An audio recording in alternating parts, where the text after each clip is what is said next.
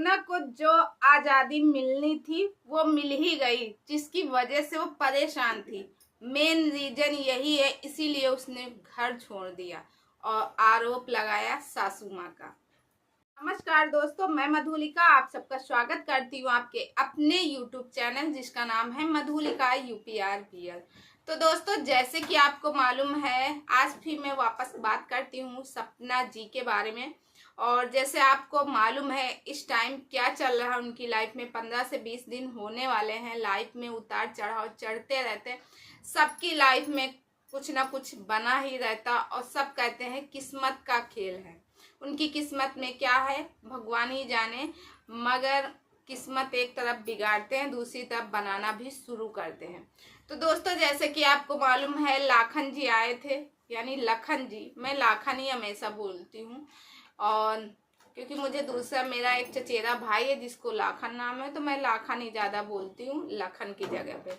तो लखन जी आए थे वो सपना से मिलने के लिए, और सपना भी अब गई हैं लखन के साथ में दिल्ली।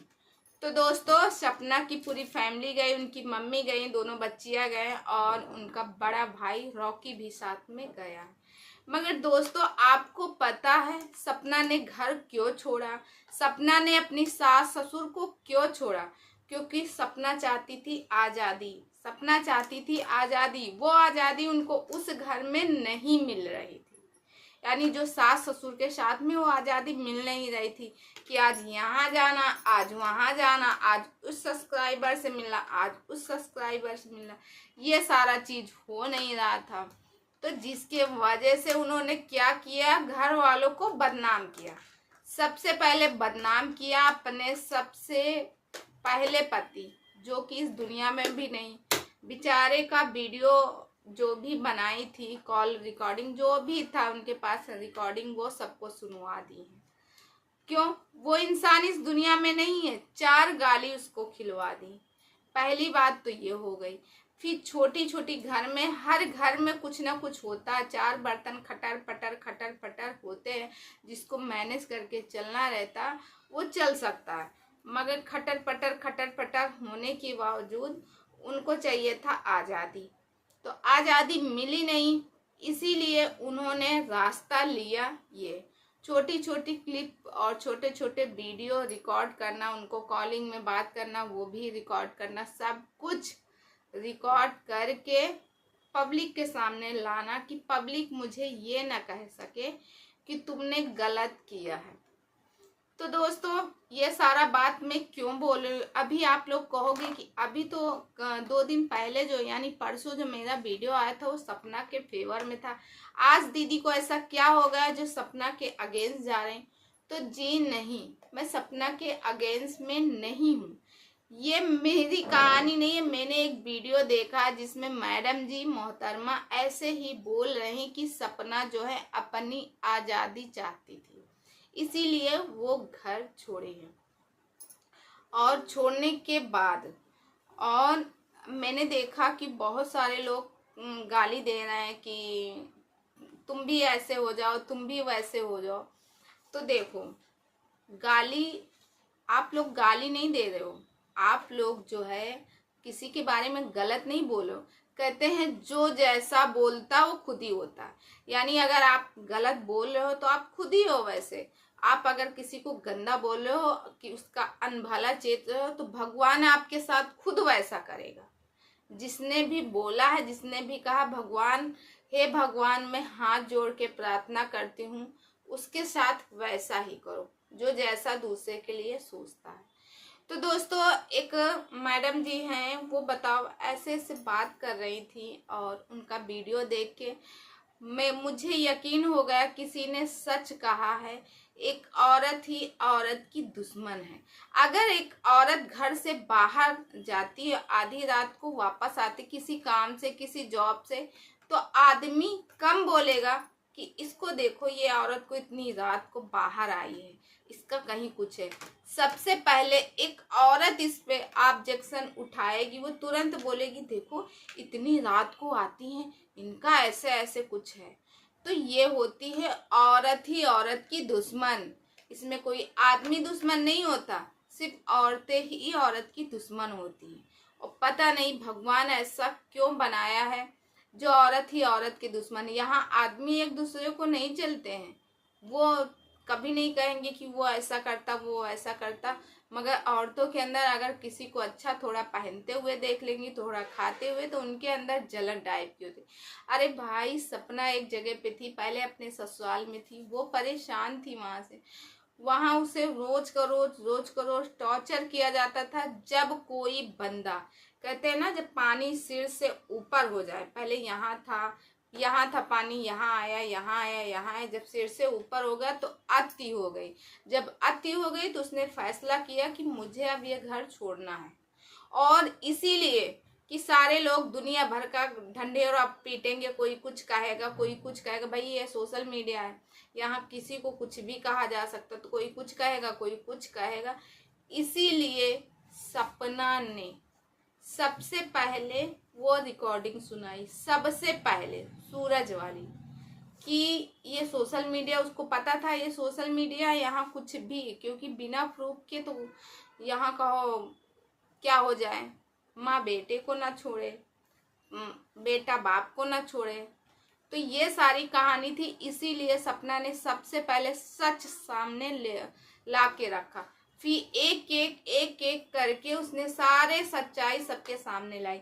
अभी बहुत कुछ सपना छुपा रही है, बहुत कुछ हम लोगों के साथ नहीं शेयर की, क्योंकि सपना एक ऐसी लड़की है, वो सोचती थी कि मेरा घर अच्छे से चले और मेरे घर में सब कुछ ठीक रहे और सास ससुर भी सब अच्छे रहें, क्योंकि वो समझती थी इस बात को कि इनके दो दो बेटे चले गए तो मैं इनका सहारा बनूं, मैं इनका सहयोग बनूं। मगर उसने साफ साफ बता दिया कि इनको सहारे की ज़रूरत नहीं है, इनको मेरे सहयोग की ज़रूरत नहीं है। अगर मेरे सहयोग की ज़रूरत होती तो आज जो ये कर रहे हैं मेरे साथ वैसा न करते, इनको कोई तीसरा मिल गया है।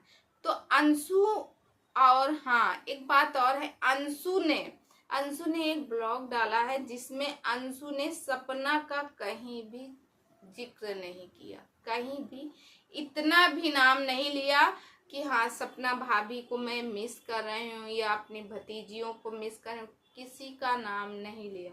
आखिर क्यों? जब सपना अपने लगभग वीडियो में अंशु अंशु करती रहती तो अंशु क्यों नहीं भाभी को याद की? आखिर क्या रीजन है इसके पीछे? क्या सपना ने जो बताया है कि जो मथुरा वाले घर है वो मामा जी हड़पना चाहते हैं, या मामा जी की फैमिली रहना चाहती है सासू माँ और ससुर जी के साथ में, और साथ में मेरी मौसी जी रहना चाहती है, क्या ये सच्चाई है? अगर ऐसा है तो सपना ने पहले भी बता दिया, उस घर में सबसे ज्यादा पैसा अगर लगा है तो सिर्फ सपना का लगा, सपना की कमाई, ना कि उनके हस्बैंड की कमाई और ना ही उनके ससुर जी की। सबसे ज्यादा सपना का पैसा लगा है, वो भी उसके यूट्यूब चैनल से। तो जब सपना का सबसे ज्यादा पैसा लगा है तो उसको वो घर क्यों नहीं मिल रहा है? पहले तो इन फ्यूचर इन लोगों ने प्लानिंग की थी कि जो छोटे छोटे बच्चियां हैं उनको वहीं पढ़ाएंगे और मथुरा वाले घर में रहेंगे और बच्चों का भविष्य आगे का अच्छा जाएगा, अच्छी एजुकेशन देंगे।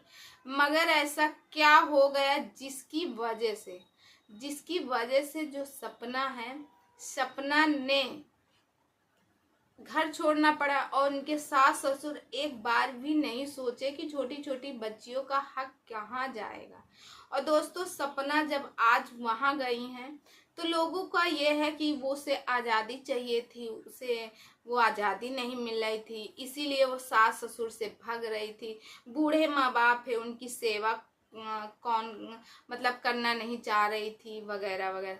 अगर इतने ही बेचारे और इतने ही वो होते बूढ़े लोग तो कम से कम अपनी बहू को जितनी समय सामान पैक हो रहा था वो हो रहा था, उसी समय सासू माँ और उनके ससुर जी कह देते कि मेरी बहू हो, इस घर से बाहर नहीं जाओगी, नहीं तो हम लोगों के लाश जाएंगे, कुछ भी ऐसा करके बोल सकती थी। मगर नहीं, उन लोगों ने तो ऐसा कुछ नहीं किया। और सपना जब कह रही कि मैं आऊंगी शिवपुरी तो उनको आने के लिए मना भी किया जा रहा।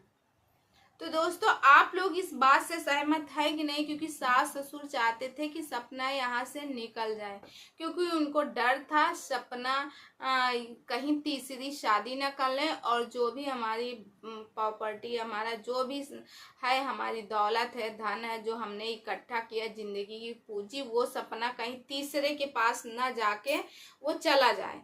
इसीलिए उन लोगों को एकदम प्लानिंग करके सपना को बाहर निकाला, और सपना उसमें फंसती गई उस दलदल से।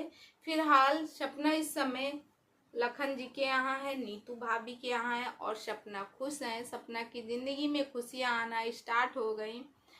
तो दोस्तों आज का वीडियो कैसा लगा, और जो लोग ऐसे कमेंट करते हैं और जो लोग दूसरे के बारे में ऐसा सोचते हैं, वो बहुत ही गलत है।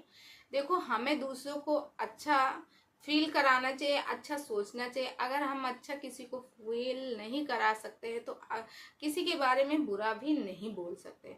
तो चलिए दोस्तों, इस वीडियो को यहीं करते हैं द एंड, और कल मिलते हैं अच्छे से वीडियो में। तब तक आप अपना अपनी फैमिली का ख्याल रखिए, मस्त रहे, स्वस्थ रहे, हंसते रहे, मुस्कुराते रहिए, और हमेशा की तरह जाते जाते यही बोलेंगे, अगर आप इस चैनल नए हैं तो प्लीज़ सब्सक्राइब माय चैनल, बगल में बेल आइकन है उसे भी दबा दें, और वीडियो को लाइक कीजिएगा, और हो सके अपने फ्रेंड फैमिली किसी के साथ शेयर भी कीजिएगा। तो मैं मिलती हूँ नेक्स्ट वीडियो में, तब तक के लिए बाय।